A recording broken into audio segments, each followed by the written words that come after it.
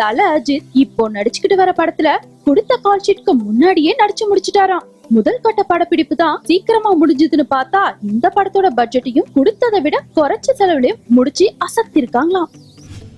பைரவா படம் வேற லெவல்னு சொல்லி இருக்காரு படத்தோட ஒளிப்பதிவாளர் சுகுமார். பைரவா படம் பத்தி இதுவரைக்கும் எந்த ஒரு தகவலையும் சொல்லாம படப்பிடிப்பை நடத்திக்கிட்டு வர பைரவா படக்குழுவுல ஒருவரான இந்த படத்தோட ஒளிப்பதிவாளர் முதல் முறையா இந்த படத்தை பத்தி வாய் திறந்திருக்காரு. இதுவரைக்கும் வந்த விஜய் படங்கள்லயே இது ரொம்ப ஸ்பெஷல்னு வேற லெவல்ல இருக்குன்னு தெரிவிச்சிருக்காரு சுகுமார்.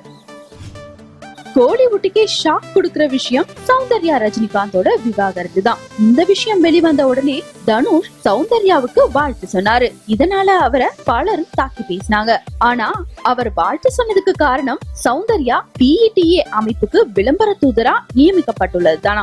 இந்த விஷயம் லேட்டா தான் வெளியாச்சு. இதனால தனுஷ்க்கு என்ன காரணத்துக்கு வாழ்த்து சொல்றீங்கன்னு தெளிவா ட்வீட் பண்ணுங்கன்னு சிலர் அட்வைஸ் கொடுக்கறாங்களாம்.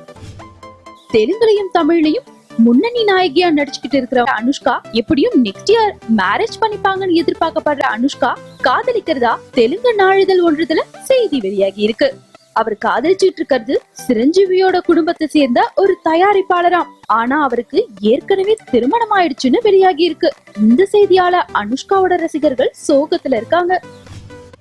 கத்தி, தெரி, 24 தொடர் வெற்றி படங்களை கொடுத்துக்கிட்டு இருக்க சமந்தா இப்போ தன்னோட ட்விட்டர் பக்கத்துல ரொம்ப கோபமா ஒரு செய்தியை வெளியிட்டு இருக்காங்க. இதுல இனி தென்னிந்திய சினிமாவின் கதாநாயகிகளுக்கு அர்த்தமுள்ள கதாபாத்திரம் கிடைக்கும்ன்றதுல தனக்கு நம்பிக்கை இல்லை எனவோ நானே வேறு தளத்துக்கு சென்றால்தான் உண்டுன்னு கோபமா ட்வீட் பண்ணிருக்காங்க.